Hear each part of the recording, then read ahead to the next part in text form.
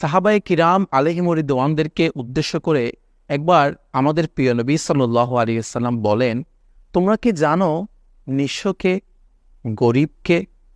তখন সাহাবায়ে কিরাম আলাইহিমুর রিদওয়ান বললেন, ইয়া রাসূলুল্লাহ সাল্লাল্লাহু তাআলা আলাইহি ওয়া আলিহি ওয়াসাল্লাম, আমরা তো তাকেই নিঃস্ব ও গরিব মনে করি যার দিরহাম ও দিনার নেই। তখন আমাদের প্রিয় নবী সাল্লাল্লাহু আলাইহি ওয়াসাল্লাম বলেন, কিয়ামতের দিন নিঃস্ব হবে ওই ব্যক্তি যে অঢেল নেকি নিয়ে আল্লাহ পাকের দরবারে উপস্থিত হবে, কিন্তু দুনিয়ায় হয়তো সে কারো প্রতি জুলুম করেছিল, কাউকে হয়তো গালমন্দ করেছিল।